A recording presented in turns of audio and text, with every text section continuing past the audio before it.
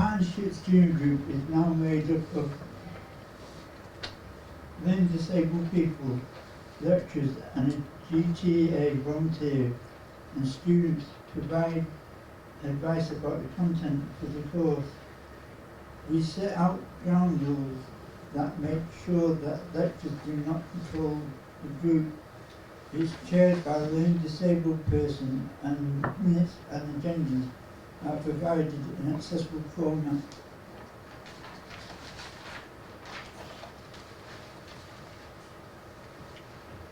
PSG members give lectures to undergraduate and postgraduate students.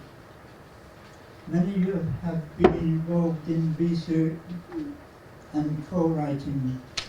We recently did a world first when we edited the edition of the British Learning Disabilities Journal of Learning Disabilities.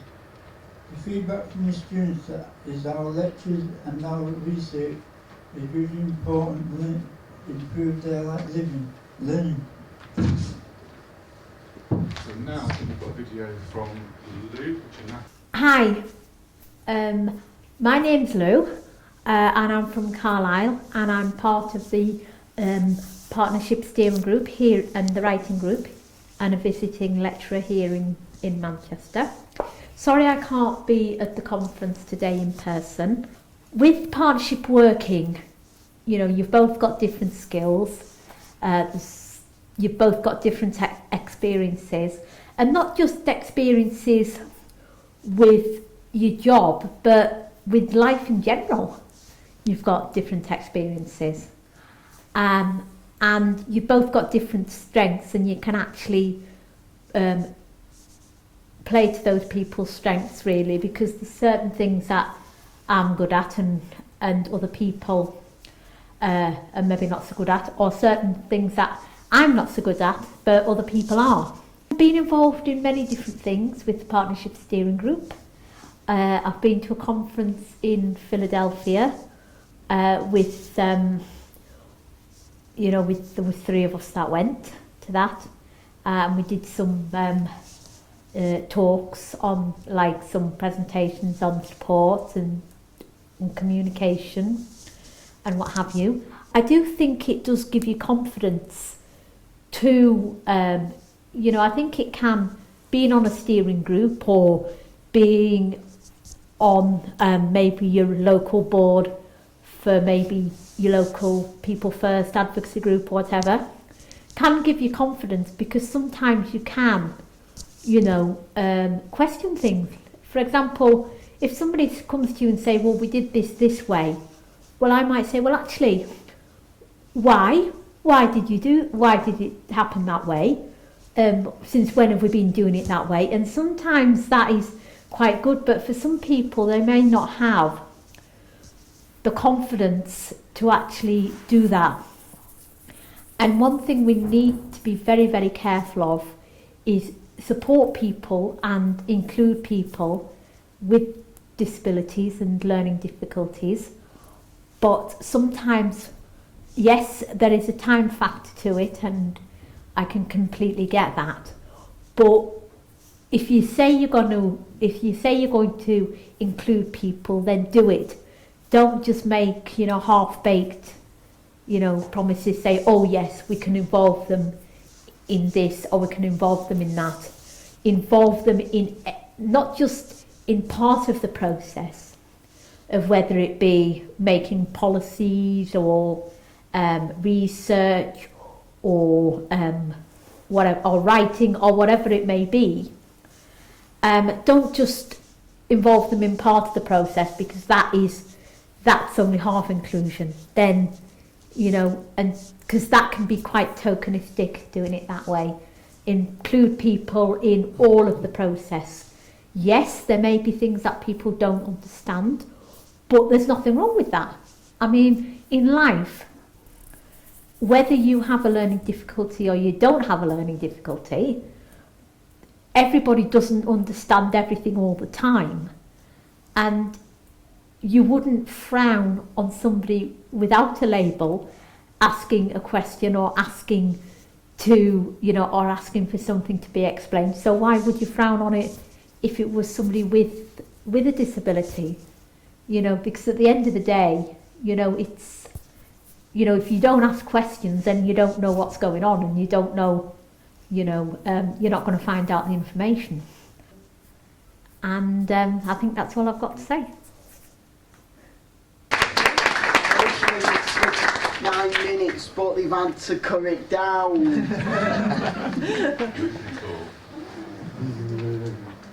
Yeah, Richard sounds like there was a bit of some jumps at some point. Hello, my name's Malcolm Eardley. And I'm going to say what Malcolm wants to tell you. I like being in the PSG team. I've gained a lot from other people in the partnership steering group. I've gained a lot of confidence from people that I've been working with in the partnership steering group. They've supported me, explaining to me about the PSG. I get on with other members so good. They treat me as if they were my friends.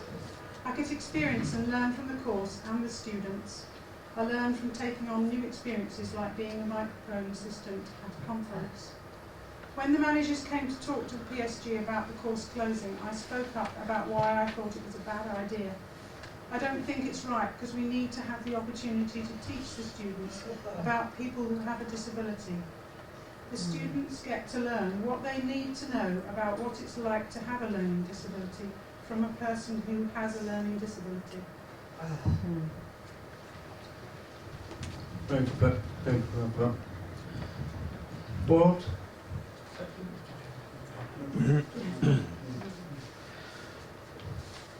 What I have gained personally, I have learned how to work as part of a team.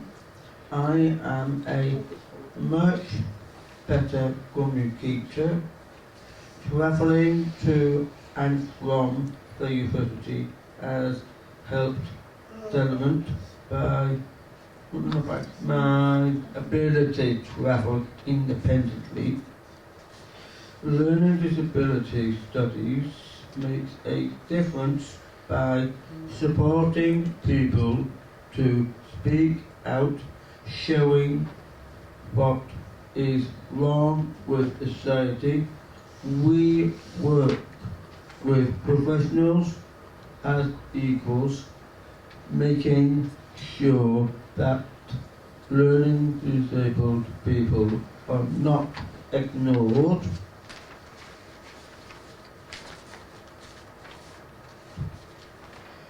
How can learning disability studies challenge abuse? We can show the best ways to work with people. We can show that we will not stand for abuse, and how to speak out. We can tell academics how they should be training staff. We know best.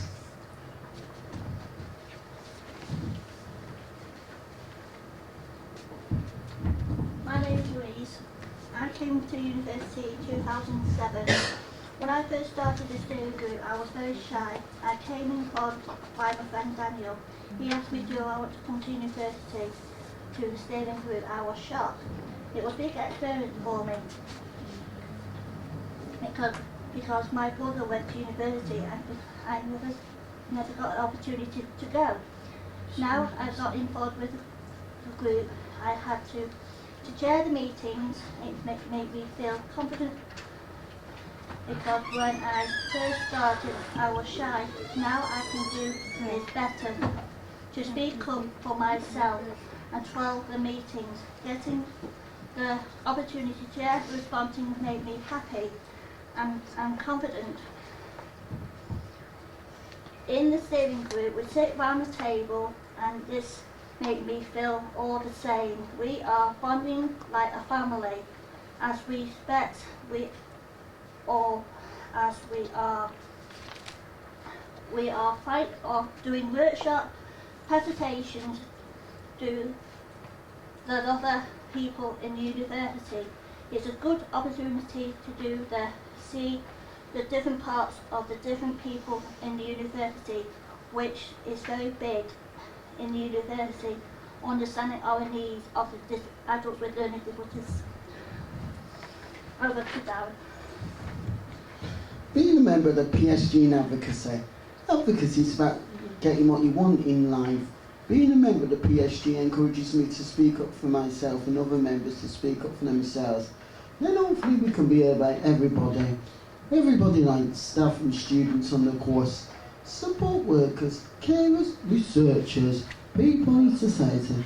They even understand we have just as many rights as able-bodied people, like living in your own place, having friendships and relationships. We speak up and advise about content of the course. Hearing about advocacy through contact the PSG members, we students can go and support other learning disabled people to speak up and be heard about their lives too.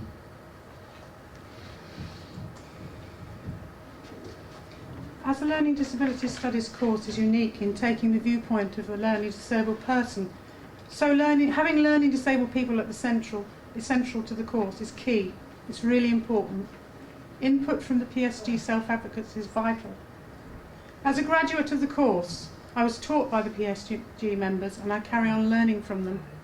They keep me grounded in my work as a teaching assistant here at the university. We're a great team in the PSG. The can-do approach means learning disabled members do many things with the right support.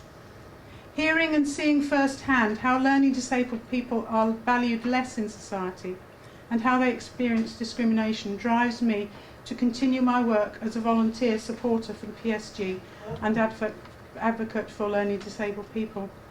This is why I've been so involved in the Save Learning Disabilities Studies campaign. Despite the course closure, I'm confident that the University of Manchester will be keeping their word to continue learning disability studies, the in-depth study and research which is much needed, and continuing learning disability studies from the viewpoint of the learning disabled person. Valuing and including the PSG self-advocates is central to this. And also I wanted to point out that there's some more information about our work on the board over there. Yeah, and you look at it when you go for your tea break. Yes, exactly that.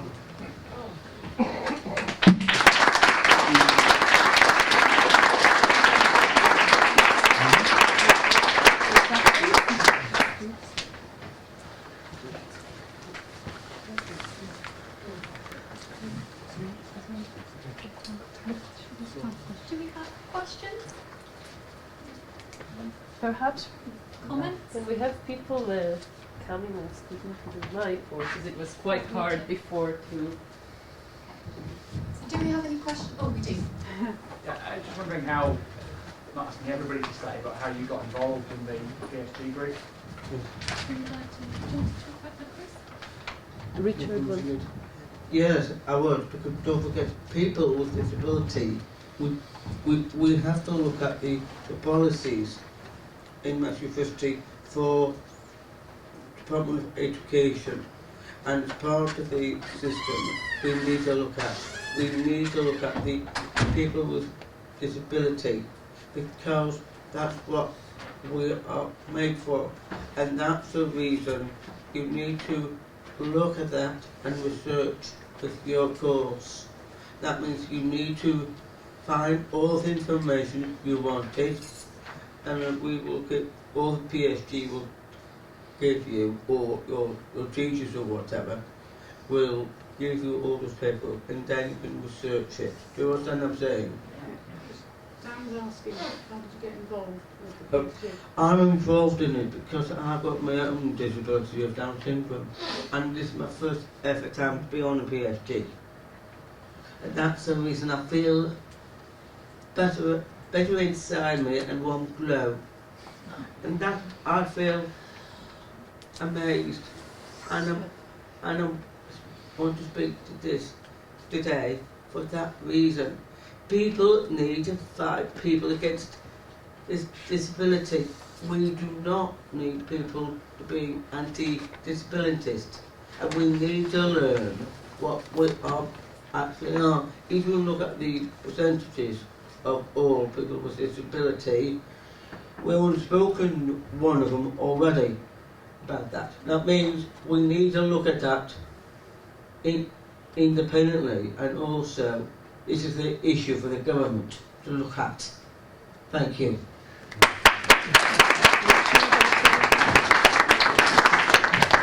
Well, I've been there since day one, so it's been a long job. You don't have disability, you don't have people like us working, you know what?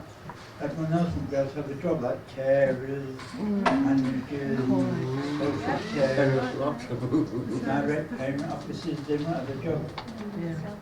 Development workers. If it weren't for disabled people, we wouldn't be here. No. So I like to do something. I like to talk Connor for not being here, you know. So like Hayward saying thank you to him.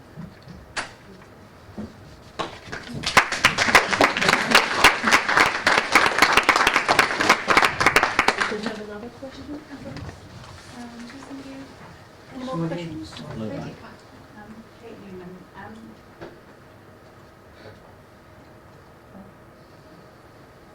I'd just like to say thank you to all the people on the PSG. As the mother of a child with learning disabilities, who is very interesting to certain academic and medical people, I have on a number of occasions felt that my child is valued not as a person in themselves, but as an interesting specimen. It's really horrible. It's a really horrible thing to watch, and I'd just like to say thank you to all of you for the work you're doing in breaking that down. I'm very sorry to hear that you're not going to be able to carry it forward in the way that you would like. But we will carry it forward. We have our ways.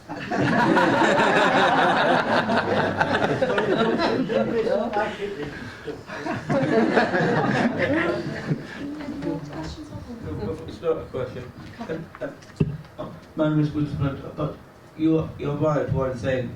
But if you look at the disability all over UK, you'll see you will have a right to have information, and that's what you need to do with your course. That means you need to put the head down and do your hard work, and that is the theory. That's the policy we need to look at. That means we need all of you as students have to think about this carefully and talk to your teachers and lecturers with this one. And this is important for us to learn who we are in the UK. And that's my final say.